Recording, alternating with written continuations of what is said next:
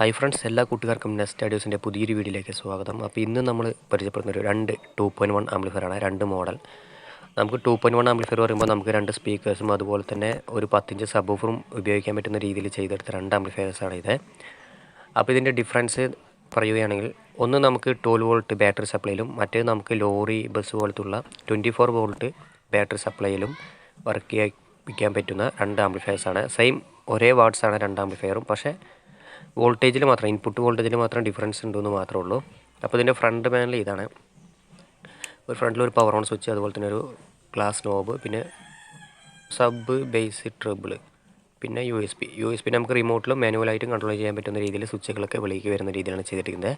2 amplifier നമ്മൾ same model തന്നെയാണ് ചെയ്തിരിക്കുന്നത്, സെയിം ആണ് ഇതിൻ്റെ കാര്യങ്ങളൊക്കെ. അപ്പോൾ നമുക്ക് ഫസ്റ്റ് 12 വോൾട്ട് ബാറ്ററി സപ്ലൈയിൽ വർക്ക് ചെയ്യുന്ന 2.1 ആംപ്ലിഫയർ പരിചയപ്പെടാം. അപ്പോൾ ഇതിൻ്റെ ഓവർവ്യൂ ഇതാണ്, ഇൻറ്റീരിയർ വർക്ക്. അപ്പോൾ ഇതിൽ ഉപയോഗിച്ചിരിക്കുന്ന ബോർഡ് ബിസ്മി ആഡിയോസിൻ്റെ STKയും അതുപോലെ തന്നെ ട്രാൻസിസ്റ്ററും ഉപയോഗിച്ചുള്ള ഒരു 2.1 ആംപ്ലിഫയർ ബോർഡാണിത്. അപ്പോൾ IC based filter board, bass treble ബോർഡും ഒരു സബ് വൂഫർ ഫിൽറ്റർ ബോർഡും, അതുപോലെ തന്നെ നമ്മുടെ SMPS ആണത്. 12 volt to 24 volt 10 ampere SMPS ആണത്. DC to DC കൺവെർട്ടറാണ്. അപ്പോൾ നമുക്ക് അടുത്ത 24 വോൾട്ടിൻ്റെ ലോറിക്ക് ബസ്സിലേക്ക് ഉപയോഗിക്കാൻ പറ്റുന്ന 2.1 ആംപ്ലിഫയർ നോക്കാം. അതിൻ്റെ ഫ്രണ്ട് പാനലും കാര്യങ്ങളൊക്കെ സെയിം മോളിയും കാര്യങ്ങളൊക്കെ അതേപോലെ തന്നെയാണ്. പക്ഷേ ഇത് 24 വോൾട്ട് ടു 24 ആണ്. സിംഗിൾ 24 വോൾട്ട് കൊടുത്താൽ അതിൽ ഡുവൽ സപ്ലൈ ആയിട്ട് അത് പിരിഞ്ഞ് വരും, അതും 10 ആമ്പിയറിൽ തന്നെയാണ്. പിന്നെ ബാസ് ട്രബിളിന് വേണ്ടി KM സാഡിയോസിൻ്റെ BT ബോർഡാണ് ഉപയോഗിച്ചിരുന്നത്, 24 വോൾട്ടിൻ്റെ. പിന്നെ സബ് വൂഫർ ഫിൽറ്റർ, അതുപോലെ തന്നെ KM സാഡിയോസിൻ്റെയാണ് ഈ 2.1 ബോർഡ്. നമ്മുടെ ബിസ്മീൻ്റെ അതേപോലെ തന്നെയാണ്.